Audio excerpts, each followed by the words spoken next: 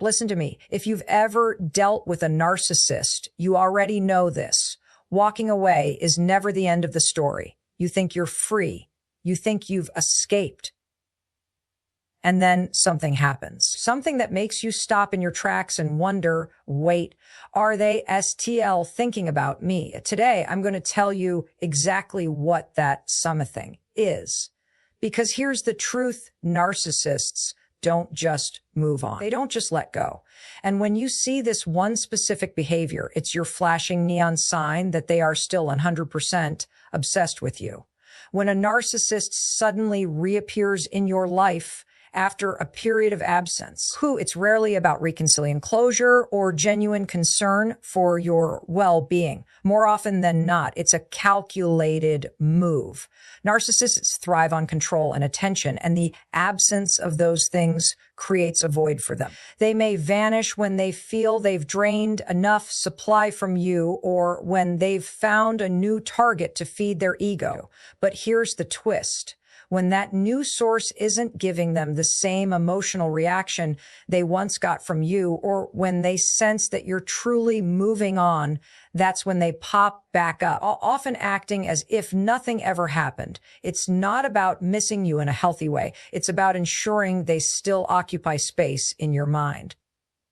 The reappearance can take many forms. It might be as direct as sending you a casual, "Hey, how have you been?" message late at night, or as indirect as liking an old photo on social media to remind you they still exist. Sometimes they'll appear in places they know you frequent, pretending it's pure coincidence. Other times they might reach out under the guise of needing help, sharing important news, or even pretending they've changed. Every one of these approaches serves a strategic purpose to provoke a response and reestablish a line of connection. What's tricky about this is that it often catches people off guard. If you've done the work to heal and distance yourself, you may have mentally closed that chapter. So when the narcissist comes back, it can stir up a mix of emotions: confusion, nostalgia, anger, maybe even guilt. They're counting on this. Narcissists are masters at emotional manipulation. By reappearing unexpectedly, they disrupt your emotional stability and create an opening to slip back in. This is why their timing can feel almost psychic. They seem to show up right when you're at a crossroads, feeling vulnerable or experiencing a big change. Another important layer here is that narcissists often rewrite history in their favor. When they reappear, they may bring up shared memories, glossing over their past behavior and subtly shifting the narrative to make themselves look better or make you question your own recollection events. This is a form of gaslighting too, and it's one of their most effective tools for regaining influence over someone they've lost control of. By making you doubt your own memory, they weaken your defenses and increase the chances that you'll reopen the door to them. Their sudden return can also be triggered by your growth. If they notice you're thriving without them, new job, new relationship, improved self-confidence, that can threaten their sense of superiority. Narcissists hate the idea of being replaced or forgotten. In their mind, they're supposed to be unforgettable. So reappearing becomes their way of reminding you and themselves that they still have the ability to affect your life. It's about power, not connection. They may also disguise their reappearance with charm. The narcissist you once knew as cold or distant can suddenly become warm, attentive, and even vulnerable. This is not an accident, too. It's part of what's known as hoovering, named after the vacuum cleaner, because they're trying to suck you back into the dynamic. They will say things they know you want to hear, mirror your emotions, and appear more self-aware than ever before. But once you're drawn back in, the old patterns quickly resurface. For someone who has experienced the cycle before, recognizing this behavior for what it is becomes crucial. The reappearance is not a sign of genuine change or deep emotional growth. It's a tactic to maintain control, to ensure you remain part of their supply chain, and to test whether they still have influence over you. Their obsession isn't about love. It's about possession. If you respond even negatively, you feed their need for attention and validation. When a narcissist starts using mutual connections to check on you, it's rarely as innocent as it might appear. At first glance, it can seem like harmless curiosity.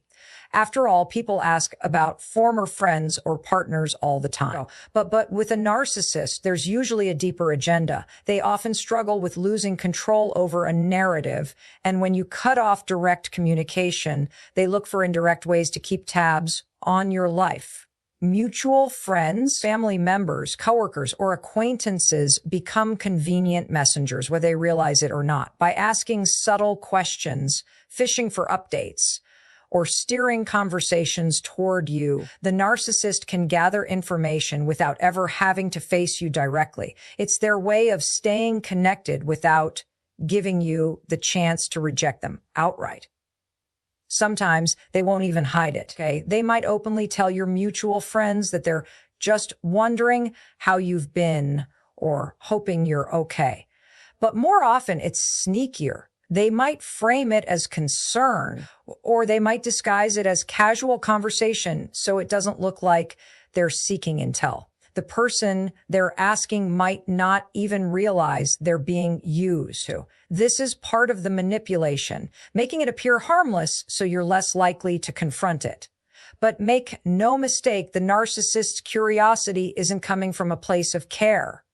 It's coming from a need to monitor, compare, and measure their lingering influence in your life. What's particularly damaging about this tactic is the way it keeps you tied to them, even when you've taken steps to move on. You could be weeks, months, or even years into your healing process, and suddenly a mutual acquaintance casually mentions that the narcissist was asking about you. That one small piece of information can stir up emotions you thought you had buried. It can make you wonder why they're still interested, if they miss you or if they've changed. This is exactly what they want, to live rent-free in your head, disrupt the peace you've worked to build. Narcissists are often skilled at controlling how they appear to different people. The version of themselves they present to mutual connections is usually charming, likable, and persuasive. They can easily convince others that they're simply being thoughtful or that they have no bad intentions. This makes it even harder for those in your shared social circles to see through their motives. And if those mutual connections don't fully understand your history with the narcissist, they might even encourage you to reconnect, thinking they're doing something positive. Another layer to this is triangulation, a classic narcissistic manipulation tactic. By using mutual connections to pass along information, they can subtly control the flow of communication between you and them. Maybe they accidentally let something slip to a friend that they know will make its way back to you. It could be a hint about their new relationship, a fabricated detail about their life, or even an exaggerated story meant to provoke jealousy or guilt. They know that information travels in social circles, and they count on it to keep themselves in your emotional orbit. There's also a competitive edge to this behavior. If they learn you're doing well, thriving in your career, building new relationships, finding happiness without them, it can trigger their need to reassert dominance. On the flip side, if they hear you're going through a tough time, they may view it as an opportunity to reinsert themselves, either to help you in a way that puts them back in control or to quietly relish in the fact that you're struggling. In both cases, the goal is the same: to ensure they remain relevant in your story. Even if they don't reach out directly, knowing your every move through mutual contacts can give them a sense of satisfaction. It allows them to feel like they haven't truly lost you, because in their mind, having access to your life, even through someone else, means they still hold a piece of you. This is why breaking those indirect lines of communication is often just as important as ending direct contact. Without that, you risk giving them the very thing they crave, an open channel into your personal world. When a narcissist starts posting calculated messages or photos aimed at you, it's not random. It's one of their favorite indirect weapons. They know that direct contact might be off the table, especially if you've blocked them or made it clear you want nothing to do with them. So instead, they turn to the stage they can still control, their social media. Every photo, every caption, every cryptic quote becomes a performance designed with one goal in mind: to provoke a reaction from you. This isn't about self-expression or sharing life updates like most people do. It's about sending a signal they know you'll pick up on, even if no one else understands the meaning behind it. Sometimes these posts are subtle. A quote about love, betrayal, or moving on might appear innocent to the casual observer, but you immediately recognize it as a jab, a dig, or a way of rewriting history. Other times, the posts are loud and flashy. Pictures with a new partner, sudden displays of wealth, exaggerated depictions of happiness, all carefully crafted to make you feel a certain way. They want to stir jealousy, regret, or curiosity. They want you to wonder if they've upgraded, if they're truly happier without you, or if they're living the life they once promised you. What they don't want you to see is that these displays are often hollow and exaggerated, serving more as bait than truth. How narcissists understand the psychology of attention. They know that curiosity is a powerful pull, and that even if you're resisting the urge to engage, you might still be watching from a distance. They count on it. They want to create just enough intrigue, confusion, or emotional discomfort that you either break your silence or allow them back into your thoughts. Even if you don't respond, the fact that you've seen the post gives them satisfaction because it means they're still part of your mental space. Another tactic they use is the coincidental throwback. They might post an old song, photo, or location that you two shared a connection to. To others, it's just a post, but to you, it feels like a private message. This can make you question whether they're thinking about you or reminiscing about your time together. It can pull you back into old memories and blur the boundaries you've worked hard to set. That's exactly why they do it. It's emotional fishing, and you are the intended catch. They also know how to manipulate timing. If they hear about something significant in your life, a new relationship, a job promotion, even a personal struggle, they may post something almost immediately afterward that seems connected. Maybe they flaunt a romantic getaway right after learning you're single, or they post a life's never been better message after hearing about your challenges. The synchronicity is intentional. It's meant to make you feel like they're thriving in contrast to your current reality, or that they're somehow one step ahead. The calculated nature of these posts often comes from their deep need to control the narrative. Narcissists don't just want to be part of your past. They want to control how they're remembered. Social media becomes their stage for rewriting the story, painting themselves as the hero, the victim, or the one who moved on first. They can curate an image that hides their flaws while subtly undermining yours, all without saying your name, too. The plausible deniability is part of the appeal. They can claim the post had nothing to do with you while knowing full well you'll see it and interpret it differently. For someone on the receiving end, these targeted posts can be incredibly triggering. They can reopen wounds you thought had healed and make you question your progress. That's why it's crucial to recognize them for what they are. Not genuine reflections of reality, but calculated performances designed to keep you hooked. The narcissist's obsession doesn't always show up at your doorstep. Sometimes it hides in plain sight on your feed, dressed up as a casual update, but carrying the weight of a private message meant only for you. When a narcissist reacts to your successes or milestones, it's rarely from a place of genuine happiness for you. Narcissists view relationships, past or present, through the lens of competition and control.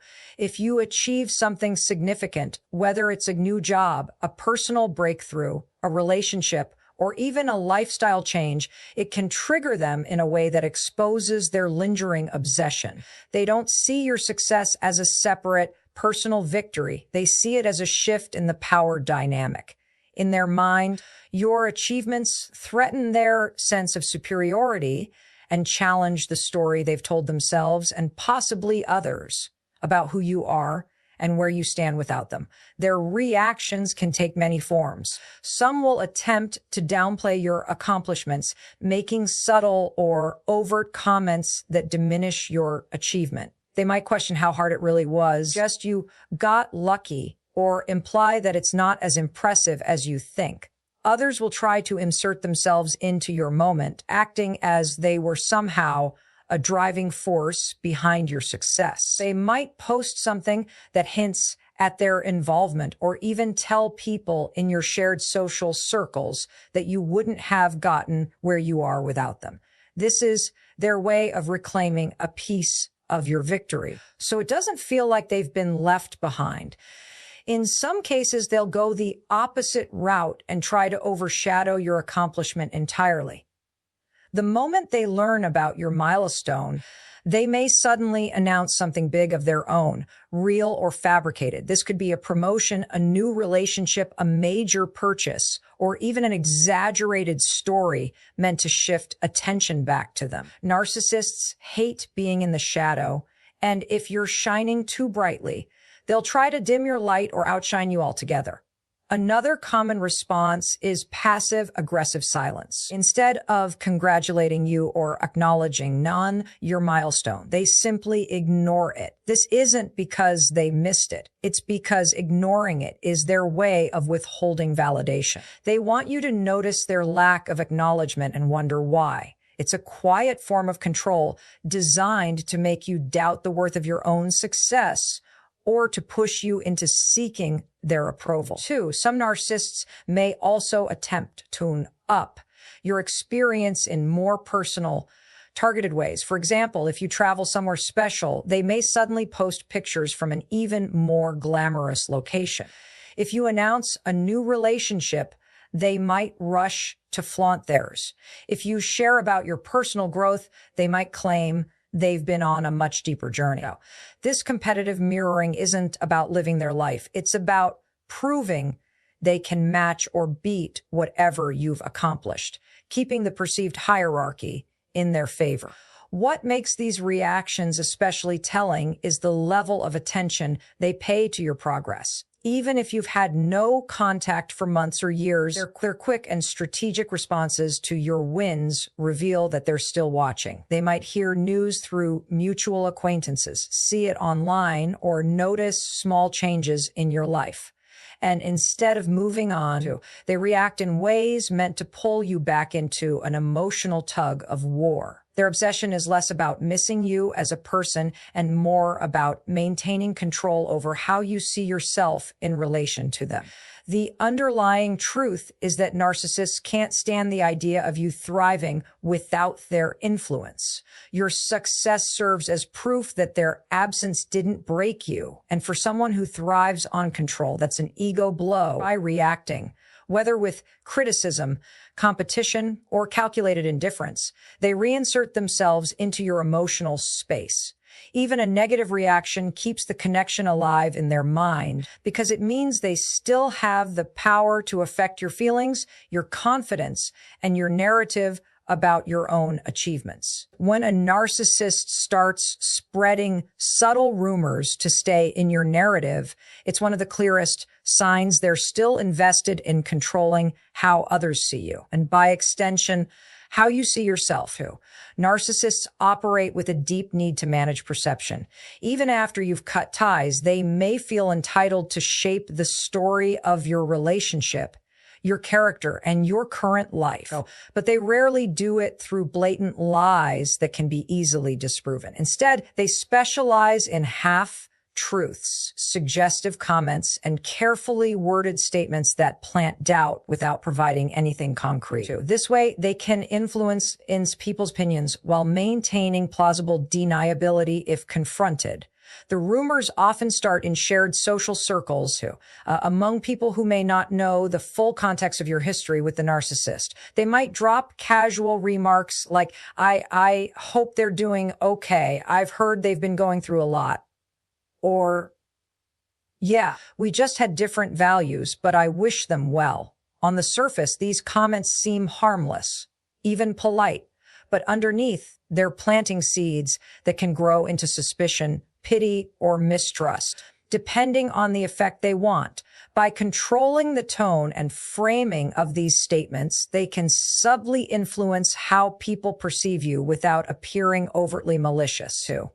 Another tactic they use is telling stories that blur the line between fact and fiction. They might recount a situation from your shared past, but twist the details just enough to cast themselves in a favorable light and you in a questionable one. For example, they could portray themselves as the reasonable, long-suffering partner while painting you as unstable, selfish, or ungrateful. Because the story contains elements of truth, it becomes harder for others to dismiss and easier for the narcissist to defend if challenged. What makes this behavior particularly insidious is that it keeps you tethered to them socially. Even when you've moved on, their version of events is circulating in spaces you may not even be aware of. Friends, acquaintances, and even professional contacts might hear their version before they ever hear yours, creating an uphill battle for you to reclaim your narrative. This is exactly what the narcissist wants: control over the social environment you share, even from a distance. The motive behind these rumors often comes from insecurity and fear of irrelevance. The narcissists hate losing their position as the central figure in someone's life, and by shaping the way others talk about you, they can maintain a sense of dominance. If people question your character or doubt your achievements, it validates the narcissist's belief that they still hold power over your reputation and your relationships. It also keeps you in a defensive position, which can be emotionally exhausting and distracting from your personal growth. Sometimes these rumors aren't even negative. They can be oddly complimentary or nostalgic, which is equally manipulative. A narcissist might tell someone how much they cared about you or how special you were to them, knowing those comments will find their way back to you. This serves two purposes. It keeps them in your thoughts and creates confusion about their intentions. You might start to question whether they've truly changed or if they still harbor feelings, which can open the door for further manipulation. The subtlety of these rumors is what makes them so effective. Most people won't confront the narcissist over vague or implied comments, and even if you do, they can easily feign innocence, claiming you're overreacting or misinterpreting their words. This is gaslighting in a social context, making you doubt not just your memory of events, but your ability to read situations accurately. It's a slow erosion of your social credibility designed to make them look better while keeping you off balance. In the end, these whispers and strategically placed stories aren't about truth. They're about control. By ensuring your name stays in circulation, the narcissist maintains a lingering presence in your world. Even when you're not speaking, they're still part of the conversation, though keeping the connection alive in a way that serves their ego and sustains their obsession. When a narcissist creates crisis to pull you back in, it's one of the most manipulative signs they're still obsessed with you. This tactic often comes into play when all other attempts to get your attention have failed. Do they know that appealing to your empty sense of responsibility or even curiosity can be more effective than trying to win you over with charm or confrontation? By manufacturing a situation that seems urgent, dramatic, or emotionally charged, they create a hook that makes it difficult for you to ignore them without feeling guilty or heartless. The crisis can take many forms. They might suddenly claim to be facing a health emergency, a financial disaster, or some kind of personal breakdown. Sometimes it's framed as a confession, sharing a deep, vulnerable truth they've never told anyone before. Other times, it's framed as an external catastrophe, an accident, a betrayal by someone else, or a legal problem only you can understand or only you can help with. The underlying goal is always the same: to reestablish contact and remind you that they still have a place in your life, even if it's under the guise of needing your support. Well, what makes this particularly insidious is that narcissists often choose crises that push your emotional buttons.